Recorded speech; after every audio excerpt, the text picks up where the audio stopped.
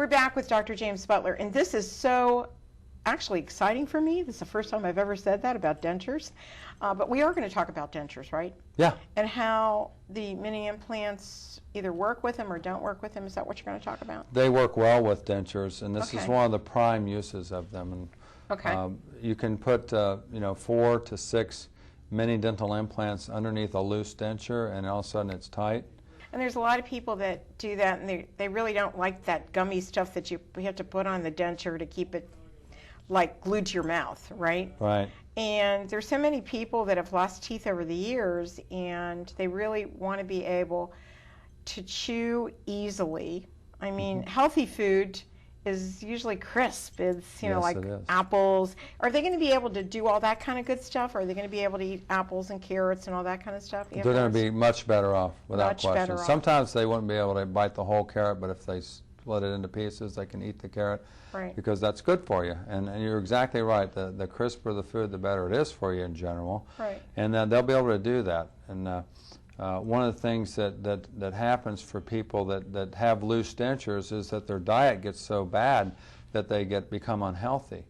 And so a lot of times we have to do our implants inside of a program of also vitamins and calcium supplements to really build them back up so they can heal from it. So the bone that you're going into, is that what you go into? We want to make sure it's as healthy as possible, because Right. these are basically it's tooth roots, and sometimes the jaws have shrunk further than you can use for a standard implant, and it's especially true in those cases that the mini implant is a real godsend, and they were FDA approved for this use in 2001. Wow. So they've been around a long time. Are dentists happy, the ones that you go and see around the country, are they excited about it? They're very excited about it because they're so cost effective. There's over 40 million Americans that are in dentures, and 75% of them aren't happy. So Well, it's amazing. Well, there's a lot of people that have a lot of, not implants, but with root canals. How does it work with root canals and they put crowns in your mouth and the crowns don't work well? What do you do then? Well, if you have a root canal tooth that you've had crowned for a long time, or Right. it wasn't in good shape and then it breaks, Or then it that chips tooth off or yeah, whatever. that tooth will have to be removed. And one of the things that happens is that you'll either have to wear a removable device, which nobody likes those, or you'll have to get an implant. So there's some fancy implants that we can put in at the same time you have your tooth out, but those teeth can run as high as $6,000 per tooth. Wow. And whereas if we have a healed bone, many cases we can treat that for $2,200 a tooth, which is a big difference Than in $6,000 cost. Absolutely. a tooth. So, and have a very satisfactory result. right. And it's so important today with so many people that have lost their jobs and they need to go out, they need to find a job. So that set of teeth really means that appearance of them looking at you and smiling at you means something.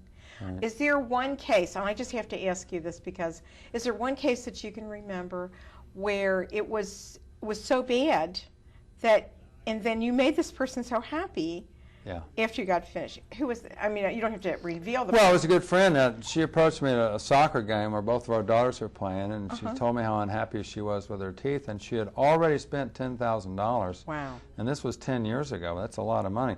That and is. she was very unhappy, and so we were able to use a combination of cosmetic dentistry and implant dentistry. And the funny part is her husband had to pay for it, and he's the one that thanked me because she doesn't complain about her teeth anymore. And he really was appreciative, and so of course so was she. She could smile and talk and laugh and eat, and it was important to her. She just didn't have enough support because she needed the implants, and the implants really turned the deal around for her. Right, in so many different ways. Yeah. And the other thing is that now there's one tooth implants as well, correct? Single tooth implants. Single Yep. tooth implants. Yep. I'm learning a lot here about this. Okay, tell us a little bit about that and how that works. Well, single tooth implants are they're wonderful in that you have and traditionally if you wanted to put something in there that didn't come in and out, you would have to grind on the other teeth next door to put that on there. It's called a bridge. Right. So you make a 3-tooth problem out of a 1-tooth problem. That's Well, what I have. We don't have to do that. With one tooth. Yeah, exactly. And so, but now with implants being simple and some of them, being very cost effective, there's very little reason to create that three-tooth problem anymore. And most dentists are aware of that and would recommend implants in those cases. In those cases. So. Now, I just want to touch on one little thing, and that is that there's who's a good candidate for it? Well, anyone who's missing a tooth is a candidate for dental implants. Okay. Okay. Now, if you still have broken teeth in the way, then there's going to be some preparation work. Okay, but the mini implant, if you have tall, narrow, healed bone, that's really good.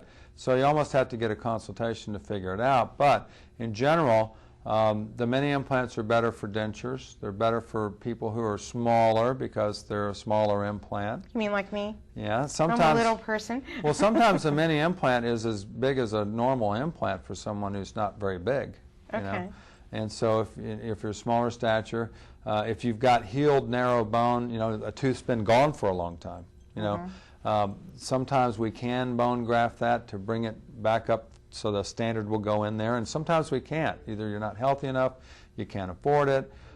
There's reasons why we can't build it in the direction we need to go, and so using a mini implant to solve those problems is a really good deal because you can do it without surgery, no stitches, no bruising. Healing times are low. Sometimes we put a plastic tooth on the same day. Really? So you walk out of there with a tooth in less than an hour, which is very exciting. And we've been very good at it. So it's being screened for the mini and one-piece simple implants is a great thing.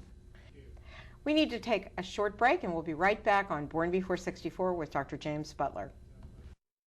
We'll be right back on Born Before 64 after this commercial.